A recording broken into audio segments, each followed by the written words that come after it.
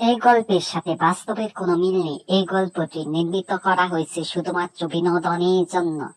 গল্পের নাম বৃষ্টি দিনের কথা, লেখক নিক কুমার।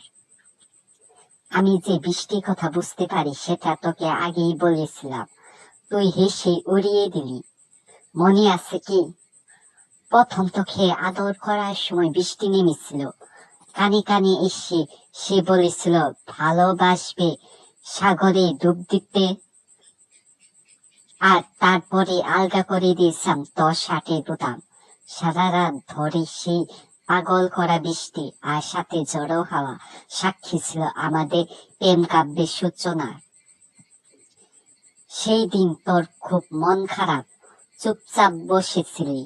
অফিসে জানালা দিয়ে দেখলাম আকাশে কালো মেঘ জমেছে। তাড়াতাড়ি বাড়ি ফিরে এলাম। সেই কালো মেঘ থেকে এক টুকরো মেঘ বিচ্ছিন্ন হয়ে আমাকে নিয়ে গেছিল এক ফুলের দোকানে। সেখানে সবার প্রথমে আমার চোখ কেড়েছিল এক তারা লাল গোলাপ। বিন্দু বিন্দু জলকণা লেগেছিল তাতে। বাড়ি ফিরে সেটা তোর হাতে তুলে দিয়েছিলাম। আর তারপরে শুরু হয়েছিল অসময়ের বৃষ্টি। কিন্তু বৃষ্টির সাথে আমি যে কথা বলি সেটা তুই তখনও বিশ্বাস করলি না। সেদিনের কথা মনে আছে?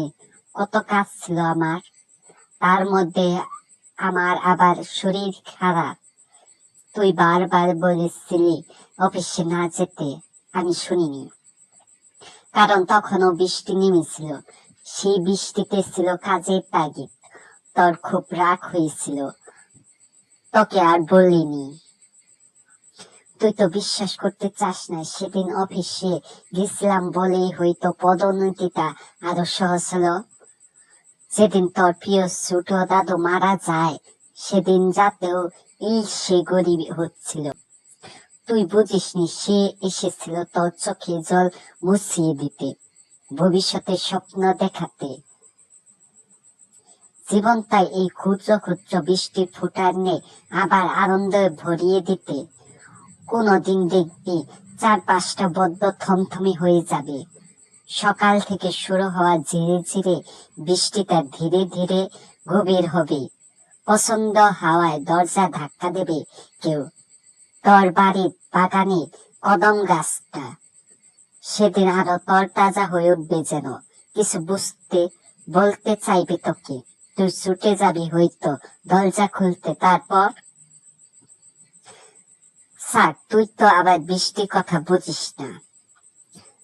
আমার সারাটা দিন মেঘলা আকাশ, বৃষ্টি তোমাকে দিলাম, শুধু চাপন সন্ধ্যাটুকু তোমার কাছে চেয়ে নিলাম। আজ এই পর্যন্ত, এই গল্পটি এখানে শেষ হলো।